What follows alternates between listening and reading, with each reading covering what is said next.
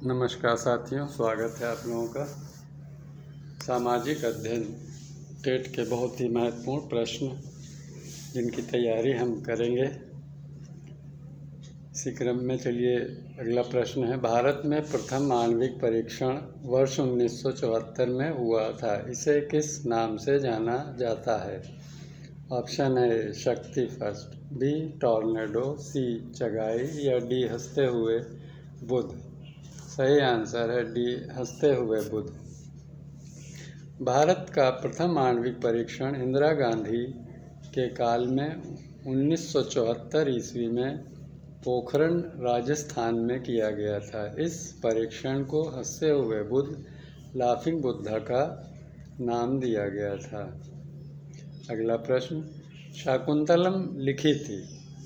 Option है ए कालिदास ने, B भास ने, सी कंबल ने या डी अश्वघोष ने। सही आंसर है ए कालिदास ने। अभिज्ञान शाकुंतलम कालिदास द्वारा लिखा गया प्रसिद्ध महाकाव्य है जो वियोग, श्रृंगार, रस शैली में लिखी गई है। इस महाकाव्य का नायक राजा दुष्यंत तथा नायिका ऋषिकन्या शकुंतला थी। अगला प्रश्न, पानीपत की तीसरी लड़ाई में मराठों को पराजित किया था? ऑप्शन है ए मुगलों ने, बी अफगानों ने, सी अंग्रेज़ों ने या डी सिखों ने। सही आंसर है बी अफगानों ने। पानीपत की तीसरी लड़ाई 14 जनवरी 1761 ईस्वी में पानीपत हरियाणा के मैदान में अहमद शाह अब्दाली अफगान एवं मराठा सेनापति सदाशिवराव भाऊ के बीच लड़ी गई। इस युद्ध में मराठे बुरी तरह से परास्त हुए। इस युद्ध ने यह निर्णय कर दिया कि मराठे अब भारत में शासन नहीं कर सकते। अगला प्रश्न, किसने कहा स्वराज्य मेरा जन्मसिद्ध अधिकार है?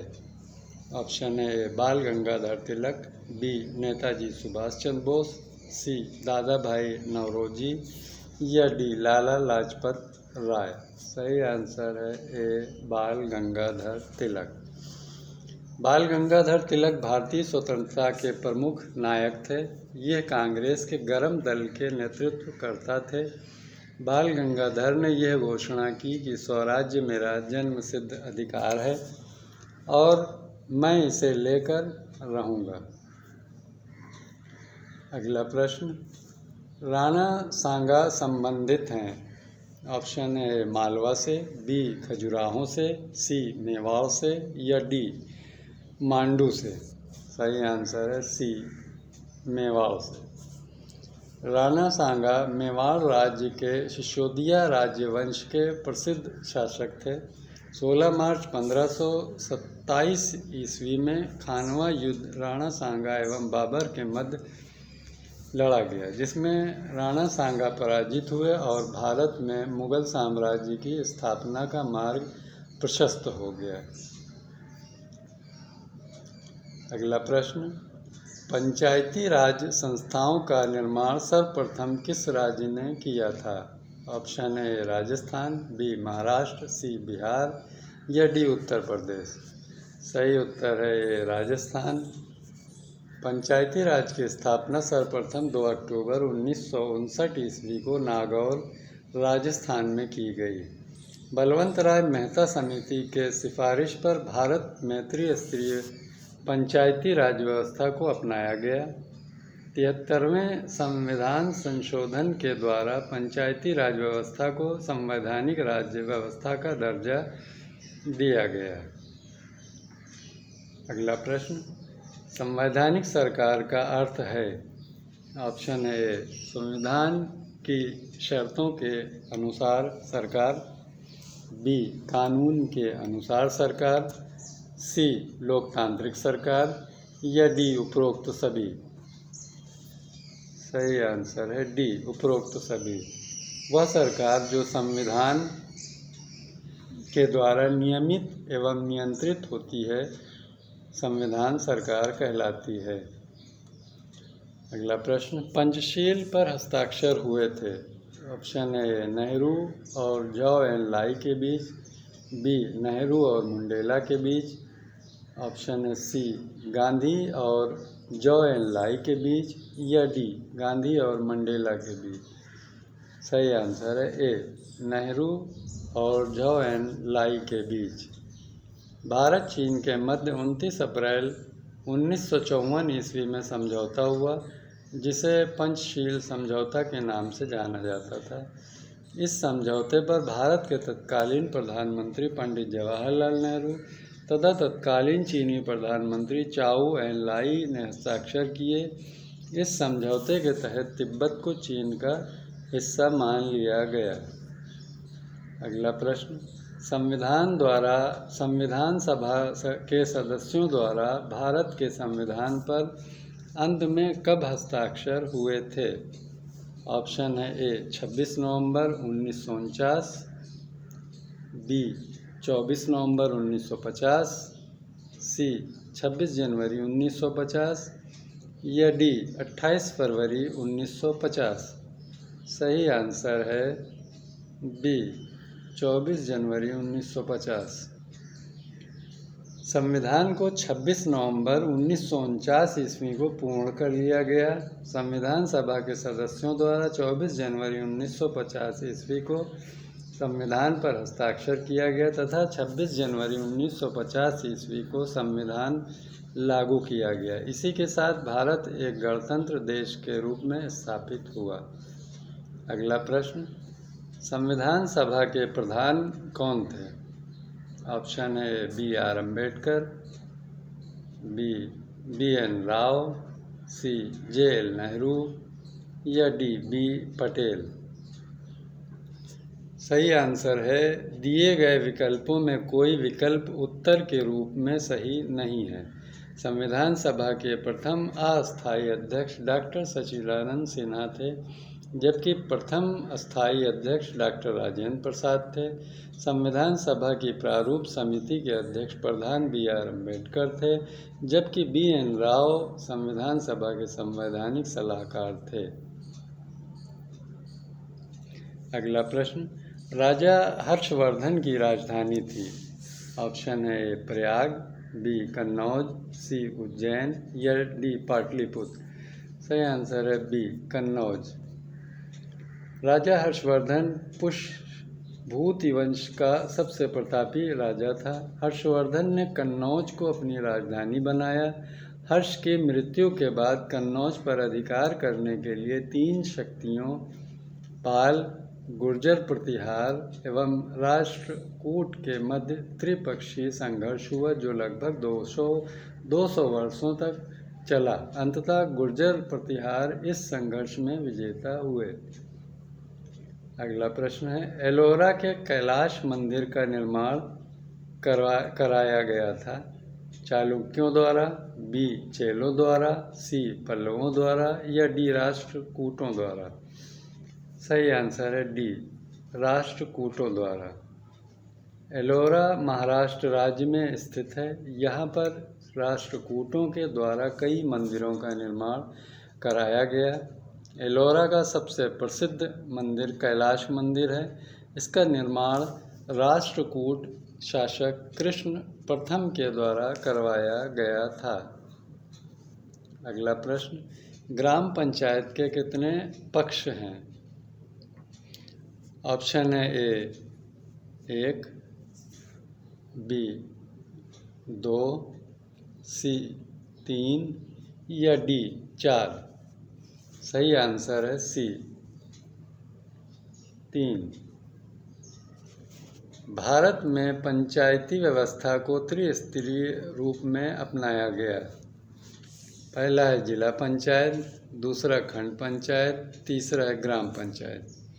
भारतीय संविधान में अनुच्छेद 40 के तहत पंचायती राज व्यवस्था का वर्णन किया गया है। अगला प्रश्न, नगर पालिका कमेटी का प्रधान कहलाता है? पार्षद, बी मेयर, सी कलेक्टर, या डी अध्यक्ष। सही आंसर है डी अध्यक्ष। नगर पालिका कमेटी का प्रधान अध्यक्ष चेयरमैन कहलाता है। अगला प्रश्न, ग्राम न्यायालय कहलाता है? ऑप्शन है ए ग्राम सभा, बी न्याय पंचायत, सी ग्राम पंचायत या डी ग्राम अदालत। सही आंसर है बी न्याय पंचायत। ग्राम न्यायालय को न्याय पंचायत कहते हैं। देश के आम नागरिकों तक न्याय व्यवस्था की पहुंच को बढ़ाने और न्यायालय अधिनियम 2008 के तहत ग्राम न्यायालयों की स्थापना की रूपरेखा प्रस्तुत की गई है। इस व्यवस्था के अंतर्गत राज्यों को ग्राम पंचायत स्तर पर ग्राम न्यायालयों की स्थापना करने के निर्देश दिए गए हैं, जिससे पंचायत स्तर पर दीवानी या फौजदारी के सामान्य मामलों में सुनवाई कर नागरिकों को त्वरित न्याय उपलब्ध कराया जा सके। उत्तर प्रदेश पंचायत राज अधिनियम 1947 के अंतर्गत ग्राम पंचायत स्तर पर न्याय पंचायत की स्थापना का प्रावधान किया गया था। ग्राम न्यायालय में प्रथम श्रेणी के मजिस्ट्रेट स्तर का न्यायाधीश होता है, जिसे न्यायाधिकारी कहा जाता है। इसकी नियुक्ति संबंधित राज्य के उच्च न्यायालय के परामर्श से राज्य सरकार करती है। अगला प्रश्न, सूर्य के चारों ओर किसी उपग्रह का मार्ग कहलाता है? इसका ऑप्शन है ए परिक्रमण, बी परिभ्रमण, सी कक्षा या डी प्रचक्रण। सही आंसर है सी कक्षा। सूर्य के चारों तरफ सभी ग्रह चक्कर लगाते हैं। ग्रहों द्वारा जिस पथ पर सूर्य के चारों तरफ चक्कर लगाते हैं वह कक्षा कहलाता है। प्रत्येक ग्रह का कक्ष एक निश्चित पथ पर होता है। अगला प्रश्न है, पृथ्वी के सबसे निकटतम खगोलीय पिंड हैं? ऑप्शन है सूर्य, बी चंद्रमा, सी शुक्र या डी प्रॉक्सिमा सेंटोरी। सही आंसर है बी चंद्रमा। पृथ्वी के सबसे निकट खगोलीय पिंड चंद्रमा है। चंद्रमा पृथ्वी का एकमात्र उपग्रह है, जबकि शुक्र पृथ्वी के सबसे नज़दीक का ग्रह है। चंद्रमा की पृथ्वी से दूरी 3,84,400 किलोमीटर है और शुक्र की दूरी पृथ्वी से 4 करोड़ किलोमीटर है। अगला प्रश्न है, भूमध्य रेखा नहीं गुजरती है? ऑप्शन है उत्तरी अमेरिका से होकर, बी दक्षिणी अमेरिका से होकर, सी अफ्रीका से होकर या डी उपरोक्त में से कोई एक महाद्वीप। सही उत्तर है ए उत्तरी अमेरिका से होकर। भूमध्य रेखा पृथ्वी के 0 डिग्री अक्षांश रेखा को कहते हैं। यह रेखा 3 महाद्वीपों से होकर 13 देशों से गुजरती है। ये 3 महाद्वीप दक्षिण अमेरिका, अफ्रीका तथा एशिया है। भूमध्य रेखा उत्तरी अमेरिका से होकर नहीं गुजरती है। अगला प्रश्न है, महासागर से छोटा वृहद लवणीय जलाशय कहलाता है? ऑप्शन है झील, बी द्वीप, सी सागर या डी नदी। सही आंसर है सी सागर। महासागर से छोटा वृहद लवणीय जलाशय को सागर कहा जाता है, जैसे अरब सागर, चीन सागर, काला सागर तथा लाल सागर आदि। अगला प्रश्न, किसी नदी और उसके सहायकों द्वारा अपवाह क्षेत्र कहलाता है?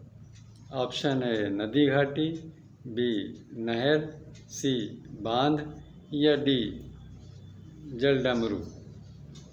सही उत्तर है ए नदी घाटी। किसी नदी तथा उसके सहायकों के अपवाह क्षेत्र को संयुक्त रूप से नदी घाटी के नाम से जाना जाता है। इन क्षेत्रों में भूमि बहुत ही उर्वरा होती है तथा जनसंख्या का संकेंद्र यहाँ ज़्यादा होता है। अगला प्रश्न है, भारत की बृहत्तम नदी कौन सी है? ए गोदावरी, बी कृष्णा, सी महानदी या डी गंगा। सही आंसर है डी गंगा। भारत की सबसे बड़ी नदी गंगा है। इसके द्वारा संचित क्षेत्र लगभग 9 लाख वर्ग किलोमीटर है तथा इस नदी की लंबाई 2510 किलोमीटर है। गंगा नदी का उद्गम स्थल गंगोत्री ग्लेशियर है। गोदावरी नदी को वृहद गंगा या दक्षिण गंगा भी कहा जाता है। तो दोस्तों, ये आज की हमारी तैयारी। इसी तरह अगली वीडियो में हम अगले सब्जेक्ट के बारे में तैयार करेंगे। तब तक के लिए धन्यवाद।